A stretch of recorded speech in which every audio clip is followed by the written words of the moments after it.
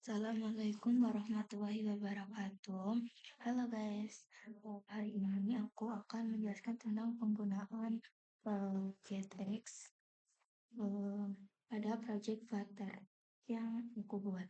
Di project ini aku menggunakan GetX sebagai state management sekaligus untuk mengatur struktur aplikasi agar lebih rapi dan modular. GetX sendiri adalah package di Flutter yang membantu mengatur state, navigasi, dan dependency injection dengan cara yang lebih sederhana dibandingkan cara default Flutter. Pertama, saya akan menjelaskan struktur projectnya dulu ya. Nah, di sini lihat sendiri di folder lib ini aku tulis dulu. Nah, di folder lib ini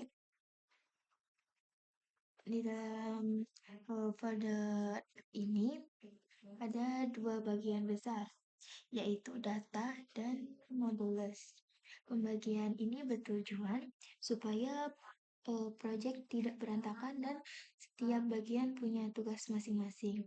Sekarang kita buka bagian lib, app, terus data, terus models, terus produk model chart. Nah, file ini itu berisi model atau struktur data untuk produk. Di dalamnya ada kelas produk dengan berisi properti seperti ID, name, dan create, add. Model ini digunakan untuk menampung data yang berasal dari server. Di sini juga ada metode from JSON dan to JSON. From JSON itu berfungsi untuk mengubah data JSON dari server menjadi objek produk yang bisa dipakai di dalam aplikasi, sedangkan to JSON berfungsi untuk mengubah objek produk menjadi format JSON agar bisa dikirim kembali ke server. Jadi file ini berperan sebagai penghubung antara data server dan data di aplikasi.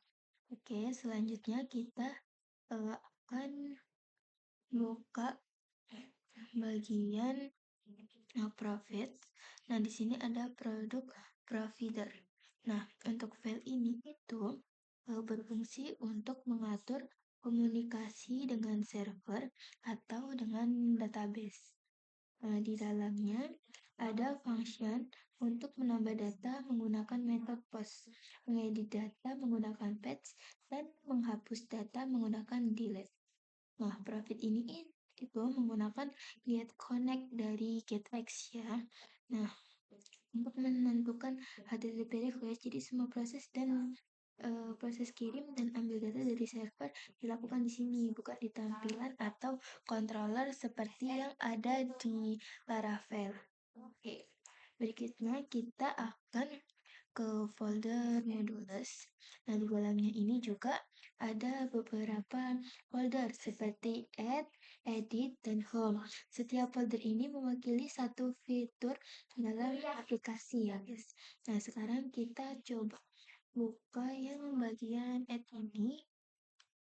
Nah, terus di dalamnya ada 3 bagian, yaitu bindings, controllers, dan views. Nah, struktur ini dibuat agar setiap fitur memiliki pemisahan yang jelas antara tampilan dan logika.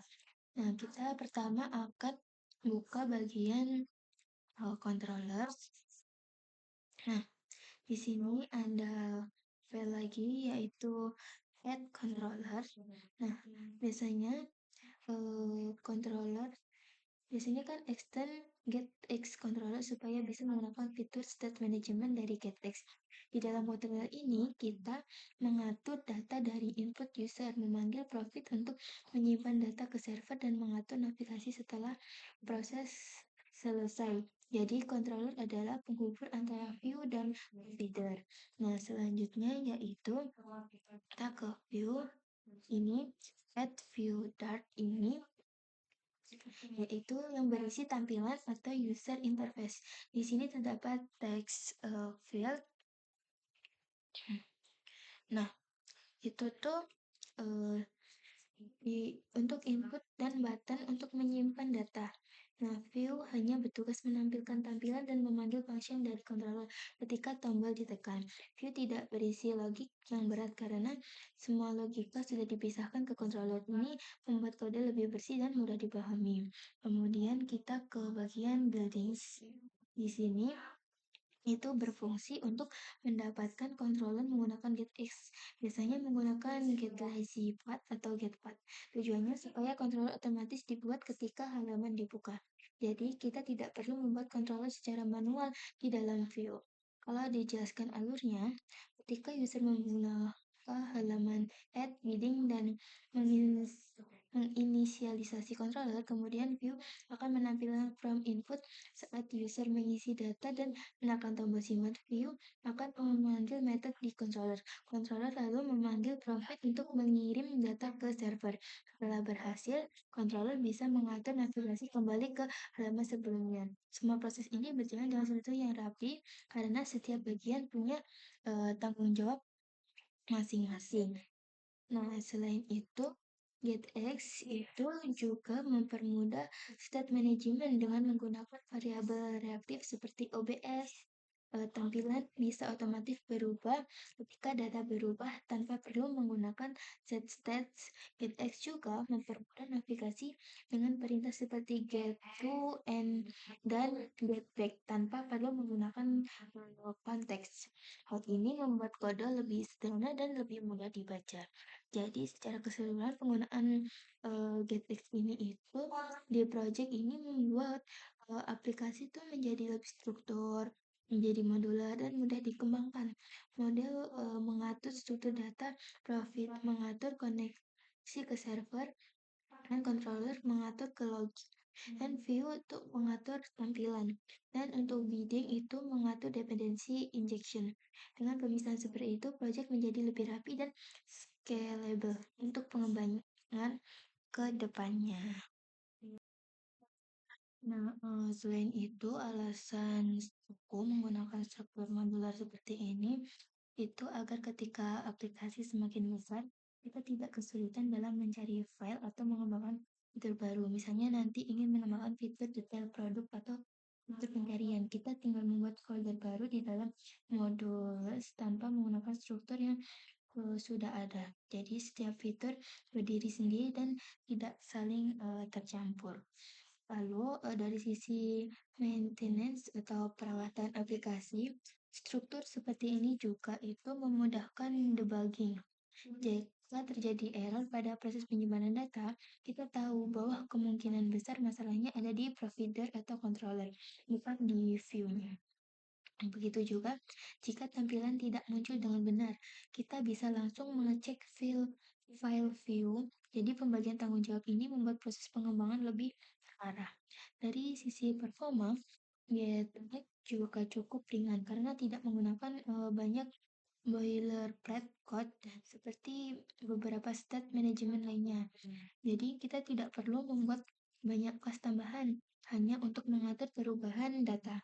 Dengan konsep reaktif seperti ABS, perubahan data bisa langsung terdeteksi dan UI akan otomatis melakukan rebuild pada bagian yang membutuhkan saja, bukan seluruh halaman.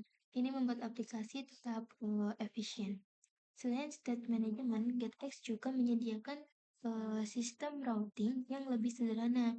Biasanya di Flutter kita menggunakan navigator dengan konteks, tetapi dengan GetX kita cukup menggunakan perintah seperti get to untuk berpindah halaman dan get back untuk kembali. Hal ini membuat kode navigasi lebih singkat dan mudah dipahami. Kemudian untuk dependency injection, GetX menggunakan bidding agar controller bisa otomatis terdaftar ketika halaman dibuka. Ini membantu menghindari pembuatan controller berulang-ulang dan memastikan life cycle controller dikelola dengan baik. Jadi ketika halaman ditutup, controller juga bisa ikut dibersihkan sesuai kebutuhan. Secara keseluruhan dengan menggunakan GetX ini, aku bisa membangun aplikasi dengan struktur yang jelas, kode yang lebih singkat, dan pemisahan tanggung jawab yang baik antara tampilan dan logika. Hmm, jadi, untuk hal ini tuh menurut aku tuh bantu terutama dalam pengembangan aplikasi berbasis, eee, CRUD kan.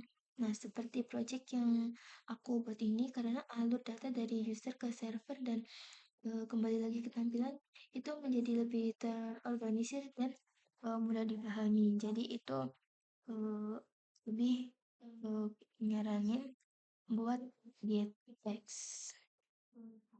Nah, kalau kita lihat dari sisi pengembangan jangka panjang ya, penggunaan GetX dengan struktur yang seperti ini itu juga sangat membantu dalam kerja tim karena setiap bagian sudah dipisah dengan jelas. Misalnya ada yang fokus di bagian UI atau view, ada yang fokus di controller untuk logic, dan ada yang menangani profit untuk koneksi API. Dengan begitu, konflik kode bisa diminimalisir dan pembagian tugas menjadi lebih jelas. Selain itu, penggunaan model seperti produk juga membuat data lebih terstruktur dan aman. Kita tidak langsung menggunakan map atau JSON di dalam tampilan, tetapi kita ubah dulu menjadi objek. Ini membuat kode lebih mudah dibaca dan mengurangi kesalahan penulisan case seperti salah mengetik name atau create add. Jadi, model membantu menjaga konsistensi data di seluruh aplikasi. Kemudian, dalam controller biasanya kita juga bisa menambahkan validasi data sebelum dikirim ke server, misalnya memastikan input tidak kosong atau format tanggal sudah benar. Artinya controller bukan hanya sebagai penghubung, tapi juga sebagai pengatur alur dan penjaga logika bisnis aplikasi. Dengan begitu, itu tetap bersih karena tidak berisi proses yang berat. Untuk dari segi pembelajaran, menurut aku, GTS juga lebih mudah dipahami karena sintaksnya sederhana dan tidak terlalu banyak aturan gitu sih. Untuk aplikasi skala kecil sampai menengah, GTS itu sangat cocok digunakan karena proses pengembangannya bisa lebih cepat, namun tetap harus disiplin dalam menata struktur folder agar project tidak menjadi berantakan. Jadi bisa aku simpulkan bahwa penggunaan GSX pada project ini bukan hanya untuk mempermudah coding, tapi juga untuk membangun aplikasi yang struktur, modular, dan mudah dikembangkan ke depannya. Dengan pemisahan antara model, provider, controller, terus view dan bidding ini eh, eh, itu setiap bagian memiliki perannya sendiri-sendiri dan saling terhubung dengan jelas. Jadi hal ini itu yang membuat project kita itu jadi lebih kayak profesional gitu untuk dikembangkan lebih lanjut. Jadi itu keuntungan untuk memakai GetX. Nah, jadi untuk materi GetX ini dari aku sekian. Terima kasih. Mohon maaf bila ada salah kata. Wassalamualaikum warahmatullahi wabarakatuh.